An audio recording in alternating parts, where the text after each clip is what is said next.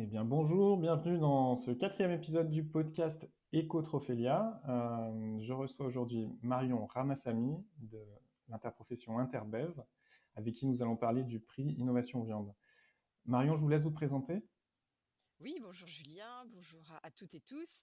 Je suis Marion Ramassamy, je suis directrice de la communication produit chez Interbev.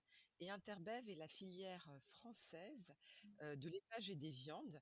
Et elle représente tous les professionnels de l'amont à l'aval, des secteurs bovins, ovins, équins et caprins. Ça fait plusieurs années maintenant qu'Interbev soutient est partenaire du concours Ecotrophélia. En quelques mots, pourquoi soutenir ce concours quand on est une interprofession comme Interbev?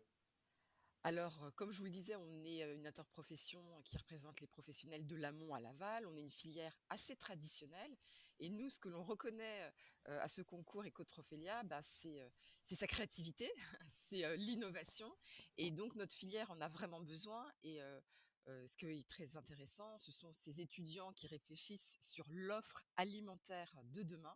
Et quand on représente un produit comme la viande, je pense que vos étudiants et tout un chacun peut le constater, lorsqu'on va en supermarché ou hypermarché, ou chez son artisan, du coin. C'est un secteur qui manque d'innovation. Tout à fait. Et c'est pourquoi on a imaginé, donc avec Interbev, ce prix Innovation Viande. On a trouvé vraiment intéressant d'inscrire un prix spécifique, d'avoir vraiment un prix spécifique à l'innovation autour de la viande, parce que la viande a toute sa place dans une alimentation équilibrée, dans une alimentation qui s'inscrit dans une transition alimentaire. Et donc, Ecotrophalia réfléchit à toutes ces problématiques-là, ces Mhm. problématiques environnementales, de durabilité. Et il était important pour nous de sensibiliser les ingénieurs agronomes qui réfléchissent à l'alimentation de demain, à la place de la viande dans cette alimentation justement qui est équilibrée et plus durable. Nous, au sein de la filière, on promeut vraiment une alimentation autour du flexitarisme. Donc, c'est peut-être un mot barbare, mais je pense que vos étudiants sont tous au courant de ce qu'est le flexitarisme. C'est vraiment manger mieux, de façon Ouais. plus équilibrée et raisonnable. Et nous, même en tant que portion, enfin, en ce qui concerne les portions, on promeut des portions vraiment raisonnables. Et ce qu'il est important pour nous, c'est qu'on parle de viande, donc de produits, mais au-delà du produit, c'est toute une filière qui est derrière ce prix innovation, amont, je vous le rappelle, et aval. Oui, parce que c'est vrai quand on parle de transition agroécologique, si on est sur l'amont, l'élevage a toute sa place et on parle même de réintroduire de l'élevage dans des zones d'où il était un peu absent. Alors là, évidemment, vous vous doutez bien que je représente la filière française. Et si j'insiste là-dessus, c'est que vos étudiants auront pu le remarquer, et moi je le constate tous les jours, les importations de viande de l'étranger sont en hausse. Et pour moi, c'est vraiment un non-sens écologique de faire venir de la viande d'ailleurs. C'est pour ça que les éleveurs sont vraiment dans ce travail de fond pour prouver la qualité, la durabilité de leur modèle d'élevage. Et donc sensibiliser, je ne dis pas qu'il faut empêcher les importations, mais sensibiliser les Mhm. consommateurs sur la proximité de ce que l'on propose, sur l'origine des produits, et sur effectivement, quand on dit manger mieux, bah, c'est aussi manger local et éco-responsable, bien évidemment. Et puisqu'on revient sur les étudiants et les projets qu'ils imaginent, vous, qu'est-ce que vous retirez de l'édition de juin 2023, là, donc la première édition de Rennes au couvent des Jacobins? J'ai été Euh, très impressionnée par la dimension d'innovation, par la créativité, par l'audace. On parle de produits sains. J'ai vu qu'il y avait pas mal de produits aussi à destination des sportifs. tout à Je fait. pense vraiment que les étudiants ont réfléchi à des produits qu'ils avaient envie eux-mêmes de consommer. Donc vraiment, j'ai été très impressionnée. Et pour être complètement franche avec vous, lorsqu'on parle d'éco-responsabilité, j'ai l'impression que les étudiants pensent beaucoup, beaucoup végétal. Il y avait beaucoup de produits à dominante végétale, je peux le comprendre, mais à titre personnel, effectivement, j'aurais aimé un petit peu plus, de produits, avec des protéines animales, toujours dans cette, idée, d'équilibre. Parce qu'évidemment dans un équilibre et je comprends tous les messages, des pouvoirs publics sur, le fait de végétaliser davantage son assiette, mais végétaliser ne veut pas dire supprimer les Mmh. protéines animales. Donc justement ça, c'est vraiment le défi, comment Comment on introduit, l'animal dans voilà, un équilibre global, dans un équilibre alimentaire exactement, global à sa bonne tout à place? fait. Ouais.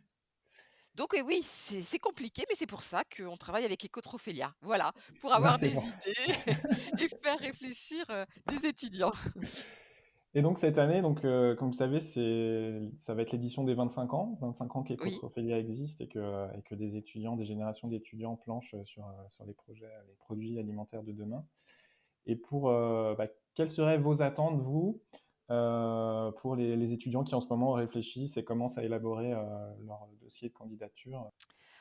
Alors je pense que je vais pas être très originale, si je vous dis qu'effectivement lorsqu'on parle innovation, il faut adapter l'offre à la demande et que lorsqu'on parle de demande, ben, les évolutions de consommation, ont évolué, ont changé et année par année, il y a de nouveaux contraintes qui se rajoutent. 2023 a été, l'année, de l'inflation. 2024 le sera également. Donc en fait, moi, ce que j'attends, c'est au-delà, de proposer des produits qui s'adaptent aux attentes, sociétales comme, manger sur le pouce, comme, dans le aujourd'hui beaucoup dans le cas de jeunes actifs ont un travail de façon hybride, c'est-à-dire font du télétravail et préparent leurs repas pour amener, au travail ou amènent une gamelle ou voilà, achètent rapidement, leur repas. Heu, Tout ça dans un cadre restreint qui est l'inflation. Bah, comment s'inscrire? Comment la viande peut s'inscrire, voilà, dans ces nouvelles contraintes à la fois budgétaire, mais aussi, d'évolution du travail. Je pense beaucoup vraiment au télétravail, je pense au temps qui est contraint, aux familles, nous, à titre personnel, on réfléchit beaucoup sur le batch cooking, par exemple, lorsqu'on propose des recettes, en communication, je suis directrice de la communication, lorsqu'on fait des recettes à destination des consommateurs, on pense praticité, simplicité, parce qu'on remarque que les consommateurs, ont une image, compliquée de la viande et certains, notamment les plus jeunes, heu, délaissent la viande, parce qu'ils pensent que c'est trop compliqué à préparer, à cuisiner. Donc là, si on a une offre, qui s'inscrit dans un repas, complet, équilibré, voilà, ça, on sera vraiment, ravis, d'avoir, cela. Parce que les dernières éditions, il y avait beaucoup d'offres apéritives, Mmh. donc peut-être que, on peut continuer là-dessus, mais peut-être injecter, une nouvelle problématique, c'est, réfléchir à un repas complet, un repas équilibré. Par exemple, qu'est-ce qui pourrait convenir, à des jeunes actifs? Qu'est-ce qui pourrait convenir, je fais du télétravail, voilà, et comment les protéines animales et comment la viande s'inscrit dans cette contrainte de temps. Voilà, quand on mange beaucoup sur le pouce, praticité, simplicité, accessibilité, qualité produit. Comment les produits de demain vont exprimer tout le travail qui est fait par la filière. Moi, quand vous parliez de repas complet, je repensais au pot-au-feu d'autrefois, à Ah! l'odeur du pot-au-feu, Oui, etc. Et le pot-au-feu, c'est vrai que ça parle à tout le monde, mais c'est pas très oui, oui, oui, pratique en tant que jeune actif. exactement. Euh, Comment est-ce qu'on peut innover pour retrouver cette sensation du pot-au-feu, par exemple? Exactement, et c'est drôle que vous parliez de pot-au-feu parce que lorsque vous dites pot-au-feu, je pense aussi à la blanquette de veau qui est un repas d'antan, mais tout le monde ne fait pas une blanquette de veau tous les jours, on est bien d'accord. Mais figurez-vous que c'est parti, de ce sujet-là aussi, sur le repositionnement que l'on a eu sur la viande de veau en termes de communication.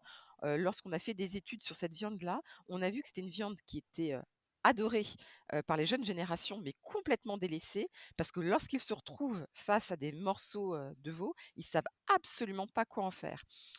Comment s'appuyer sur tout ce patrimoine gastronomique qui s'inscrit vraiment dans notre patrimoine culturel aussi, parce que la gastronomie fait aussi partie du patrimoine culturel français, pour proposer des produits, voilà, tirer le fil et des produits, à base de protéines animales aux jeunes générations. il y a ça aussi, je pense que Mhm. sur lequel les étudiants peuvent réfléchir. Ouais, bah, je pense que ça donne du grain à moudre et de la matière à réflexion pour nos étudiants pour cette nouvelle édition. Je vous remercie beaucoup pour toutes ces informations, toute cette discussion. Et puis, Merci Julien. au revoir et à bientôt. À très bientôt. Au revoir.